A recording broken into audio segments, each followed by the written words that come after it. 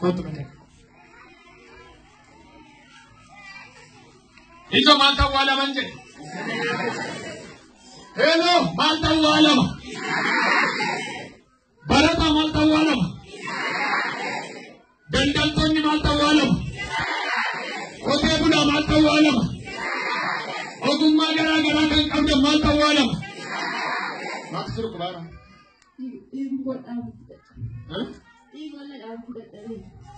Mana yaala dhaqxeetta. Maal si jedhu. Garuu kan mana yaalaatti baay'ee qal'oo kabajamu. Idee dhaabachuu danda'u. Siyaa. Waan harka keessan deebisan. Ergaa akkasii namoonni dhiirri isa rakkisu. Otoon taa'u afurri waaqayyoo naa kennaa ture. Innaa waaqayyoo isinitti dubbatu dafaa dhagaa maaloo. Nama dhiirri kan biraa sirra dhaabbachuu didee dhiirri isa rakkisu. Kan dafi dubartiin tokkos ta'e.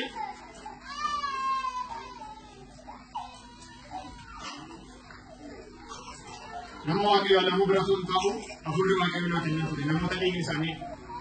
Hallelujah. Hallelujah. May amen jedha. May amen. May amen. May maal sodaata kanatti kan sodaatini. Waaqan si waamaa jedha. Yoo sirra taa'e mee ani waan nani kuteessa waa sin gaafadhu. Mee doktorii bira na dhaqxan. Aduraa waaqayyo natti hima. Doktorii bira na bira dhaqxan. Maal qullaa koo bakka nan ilaalin hin barbaadu jettu. Qullaa iyyuu dhugaa waaqayyo carqii baafataniitu doktoriinu nama laala. Isa lafaaf samii humesi waamaa jira. Kan namni akkasii nam dhabde namni gahu. Kan nan darba gidduun qabu. Nan darba. Tokko nan darba lama. Nan darba.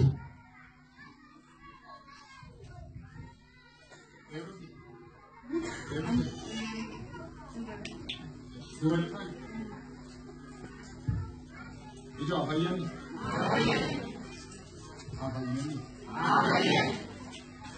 Afayyani. Dhiiga sirraa dhaabbachuu dide. Idda mucaan sirraa bahe. Ilaala amma kan ishii hin mul'atu dhugaa waaqayyoo. Kunoo qaamaan kan argitan hin mul'atu ilaala. Argitanii afayyitu dubartiin kun. Maaloo harkas qaba afayyitu dubartiin kun. Bika keessan ol jedhaati dubartii kanaaf hin kadhannaa. Inni wayi kan ishee du'atti kan oofidha. Yaa abbaa daddafaa itti na uffata. Abbaa koo waan hundumaa akka ati gootu nan beeka. Waan hundumaa akka ati gootu nan beeka. Ameen waan hundumaa akka gootu nan beeka. Yaada harka keessan ol kaasaafi. Hunduutu. Harkeen qabu dadhabee mana lafatti caccabatti ilaalaa.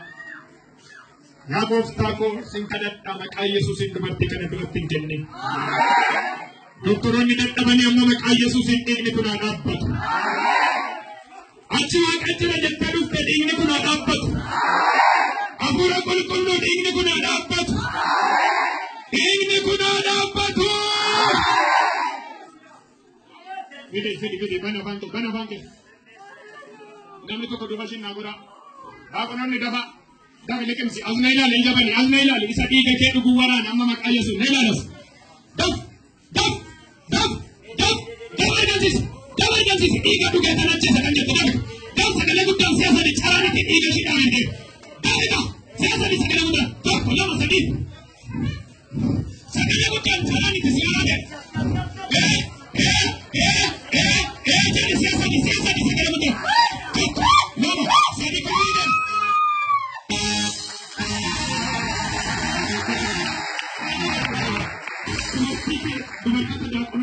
Namni tokko mana fincaanii keessaatti amma dhiigni ishee akka bishaanitti yaa'u kun dhaabbateera keessaa. Hallelujah! Waan harka ol kaastee ameen yoo jette harka ol kaas. Otoon baay'ee dhiyaatee gaadha Yesuusitti sii dhufeera. Mee namaa maali? Eenyu deeme wajjin deema? Eenyu tamani? Mee amantanittu jiru? Amansa ture sinu. ستدي بيا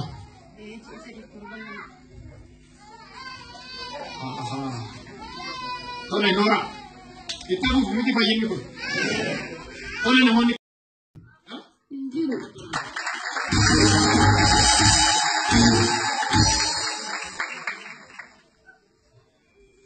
طلع أما النازرتو سكيسة دربين لفتي عاطر طلع ما سوتشي إنه تغسيس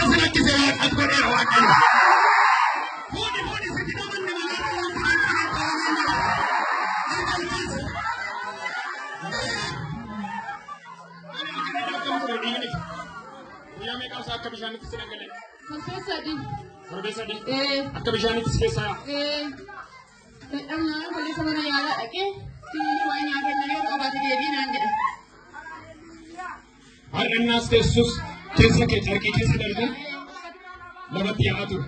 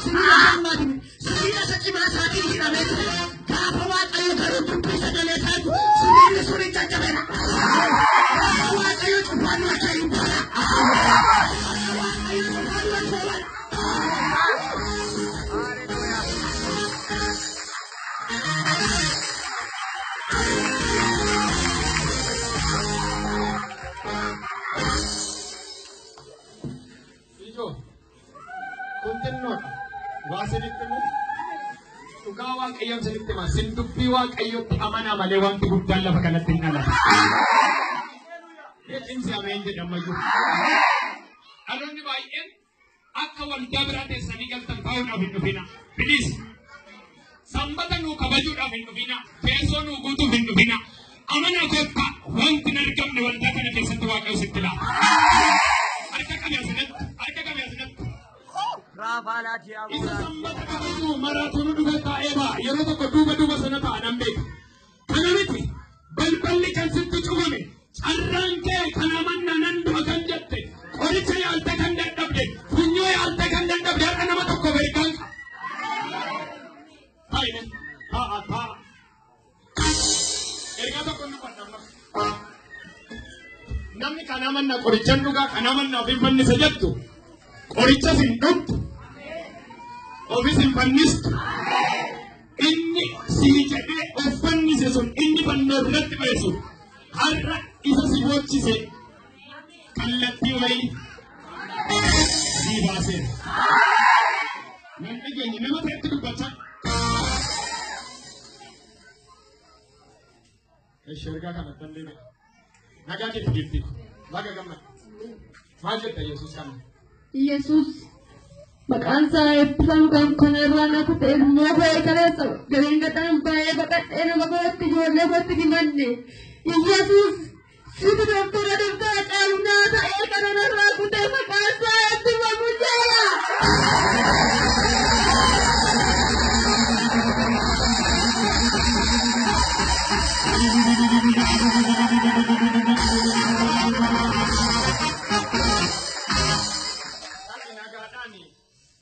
Guyyaa gabaabatti seexanni dhiigum kanaan akka jijjuutu guyyaa sitti lakkaa'ee ture. Waaqayyo garuu akkasumaan jedhe jireenya sitti toreera. Inni waan dhaabbachuu bichaa miti waaqayyo mana keerraa waan dhaabe qaba. Galata abbaa gosa.